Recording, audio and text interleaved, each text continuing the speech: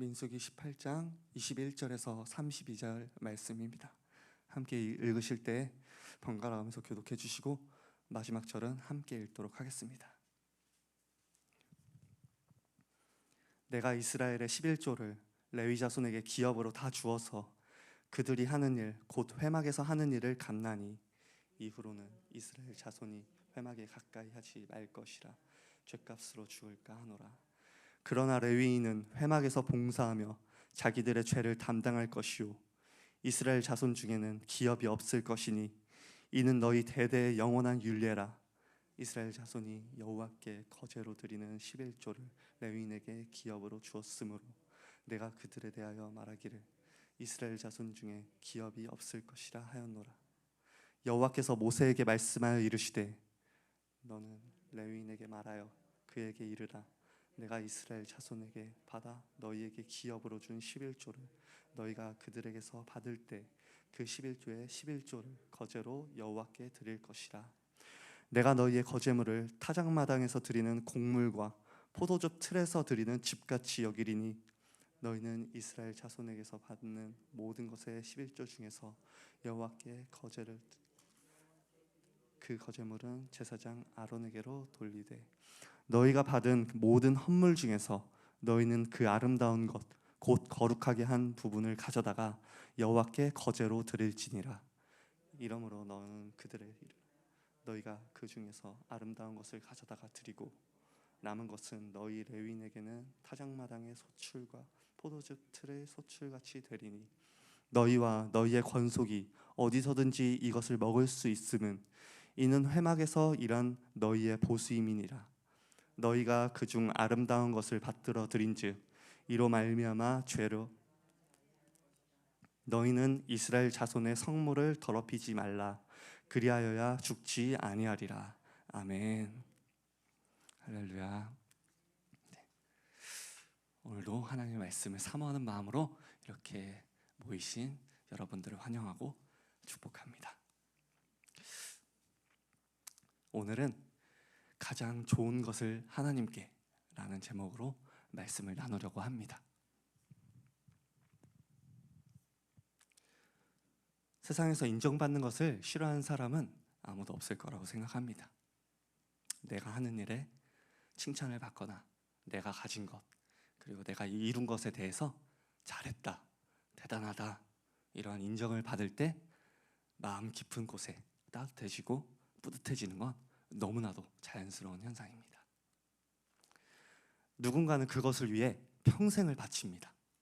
더 많은 능력, 더 많은 재산, 그리고 더 넓은 인간관계를 가지려고 애씁니다. 우리 또한 그러한 모습에서 벗어나 있다 자부할 수 없음을 고백하게 됩니다. 칭찬은 고래도 춤추게 한다라는 말처럼 능력이 많지 않아도 대단한 일이 아니어도 내가 했다는 걸 알고 알아주고 인정해 주기를 바라는 마음들이 있습니다. 사실 그 자체는 죄가 아니라고 생각해요. 그것은 하나님의 형상으로 지음받고 하나님의 사랑을 공급받아야 했어야 할 저희들인데 그런 피조물로서 자연스러운 모습이라고 생각합니다. 문제는 그 인정받고 싶은 그 마음이 하나님보다 더 커지는 데 있습니다. 그때 우리는 스스로 이렇게 질문할 수 있어야 합니다. 나는 하나님의 영광을 위해 살고 있는가? 나를 드러내는 것이 아닌 하나님을 드러내고 있는가? 이 질문 앞에서 오늘 민수기 18장의 본문 말씀을 통해 우리의 신앙의 중심이 어디에 있는지를 점검해 보는 시간이 되길 소망합니다. 오늘 본문의 시작인 21절에서 하나님은 말씀하십니다. 이스라엘의 11조를 레위 자손에게 기업으로 다 주어서 회막에서 하는 일을 감나니. 이후 23, 24절로 이어져서 이런 말씀으로 정리되는데 너희에게는 땅의 기업이 없고 나의 소유가 된 것들을 주겠다. 다른 지파들은 이제 곧 가나안에 들어가서 그 적각골이 흐르는 땅을 온전히 누리고 그리고 풍족하게 땅을 소유하고 경작하고 재산을 축적하며 그렇게 보이는 것을 누리며 편안한 삶이 기다리고 있습니다. 그러한 땅의 기업이 기다리고 있습니다. 그런데 레위인들은 하나님의 것을, 하나님의 기업을 준다고 말씀하십니다. 사실 우리는 알죠. 하나님의 것이 가장 큰 축복이라는 것을, 가장 좋은 것이라는 것을. 이스라엘의 백성들이 11조를 드렸을 때 그냥 드린 게 아니었죠. 가장 처음 것, 가장 귀한 것, 마음을 다해 드리는 그런 제물과 예물이었을 것입니다. 그런데 그것을 레위인들이 다 가질 수 있도록 하셨습니다. 이것은 단순히 물질적인 보상이 아니라 내가 너희의 수고를 기억하고 기뻐한다는 하나님의 인정입니다. 그리고 생계를 책임져 주시는 직접적인 공급과 축복입니다. 이 원리는 오늘날 우리에게도 주어졌습니다. 우리가 하나님의 일을 위해 시간과 물질을 드리고 이웃을 섬기며 교회를 섬기며 보이지 않는 곳에서 눈물로 헌신할 때 하나님은 말씀하십니다. 내가 너희의 수고를 기억하고 그 어떤 것보다도 좋은 나의 것, 나의 기업을 너희에게 주겠다. 우리는 세상의 능력, 부유함, 인정, 이러한 눈앞에 있는 것이 아니라 하나님이 공급해 주시는 그 기업을 체험하고 경험하며 축복된 삶을 붙드는 저와 여러분이 되길 소망합니다. 그리고 22절에 말씀하십니다. 이후로는 이스라엘 자손이 회막에 가까이 하지 말 것이라 죗값으로 죽을까 하노라. 여기서 이후로는 이라는 말은 이 시점부터라는 원어적으로 시간적인 표현으로 쓰일 수 있는데, 이것은 이미 주어진 명령을 다시 한번 무겁게 강조하는 그런 표현입니다. 이 시점부터 이제는 절대로 더 이상은 반복하지 말라, 이런 하나님의 단호한 명령입니다. 왜 이토록 강하게 말씀하셨을까요? 우리가 이미 나누었던 민수기 16장에서 레위 자손들의 반역 때문입니다. 아론의 제사장직을 시기하며 이렇게 외쳤습니다. 당신들은 분에 넘치는 일을 하고 있습니다. 모든 백성이 다 거룩하고 그들 가운데 주님께서 계시는데 어찌하여 당신들만 주님의 백성 위에 군림하려고 하십니까?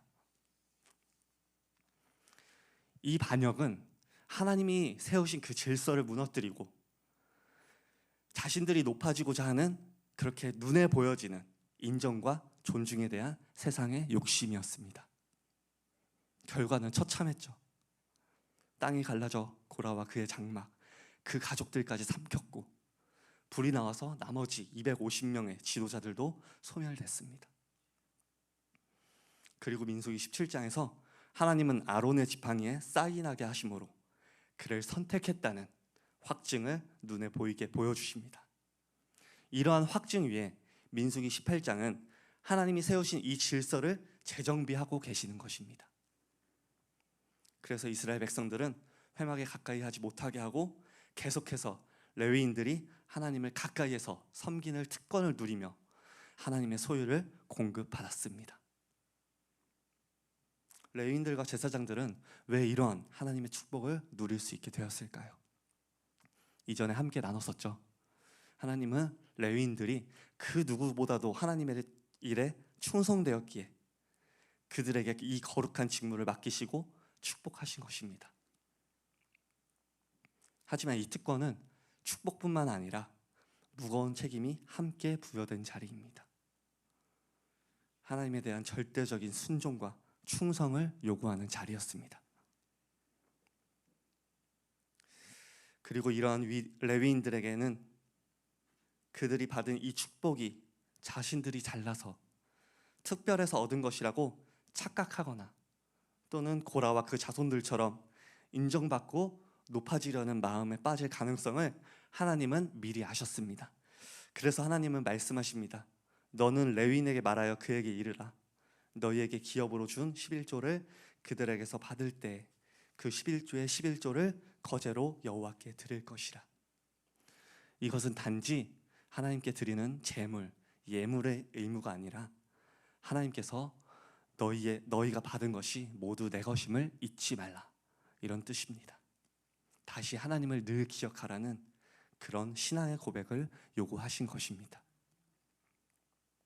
이렇게 11조를 이미 좋은 것들 사이에서 다시 가장 좋은 것들을 선별한 그 하나님의 것을 아론과 그 아론 제사장의 소유로 얻게 하십니다.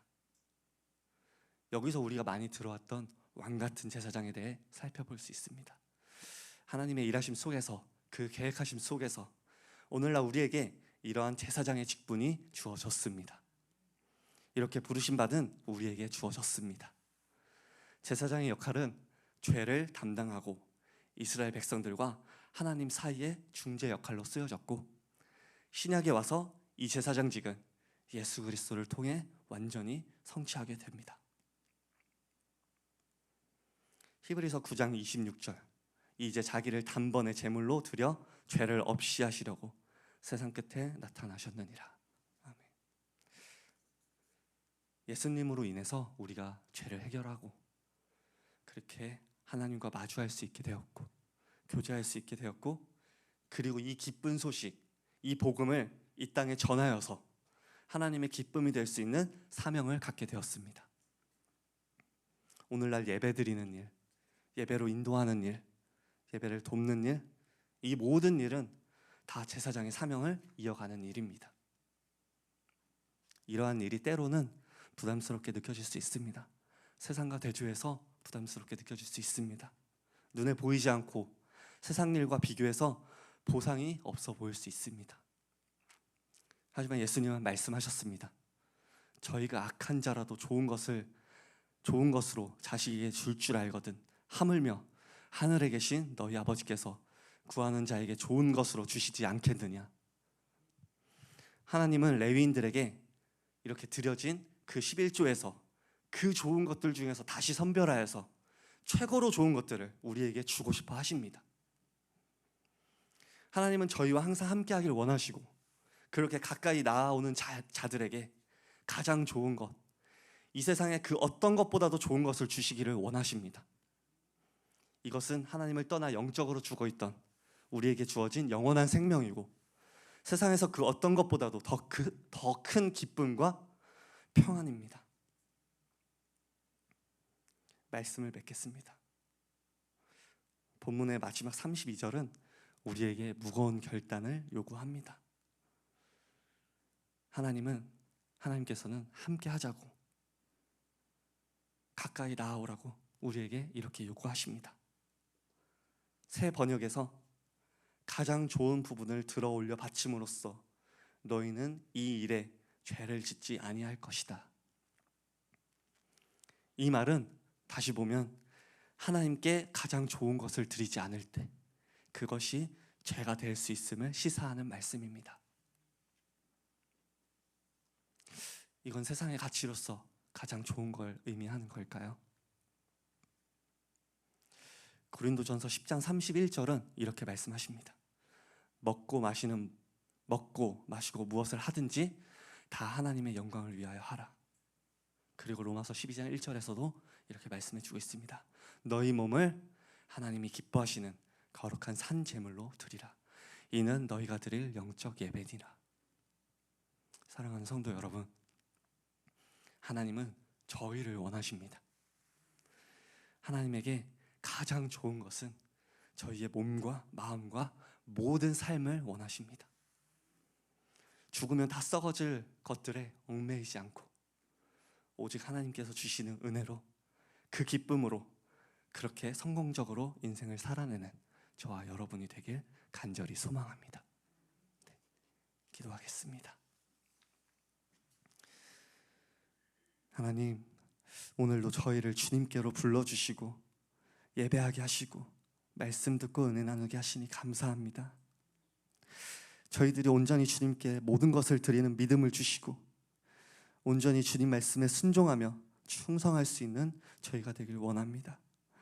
세상의 시선에 얽매이지 않고 세상의 가치에 얽매이지 않고 오직 하나님께서 주시는 은혜로 살아가는 저희들 될 수 있도록 인도하여 주시옵소서. 오늘도 가지고 나온 기도 제목들이 있습니다. 저희가 주님 앞에 가까이 나아갈 때 가장 좋은 것으로 누리게 하시는 하나님을 경험하게 하시고 하나님의 그 선하신 뜻과 계획 아래 은혜와 평강을 허락하여 주시옵소서. 이 모든 말씀 우리 주 예수 그리스도 이름 받들어 기도드립니다.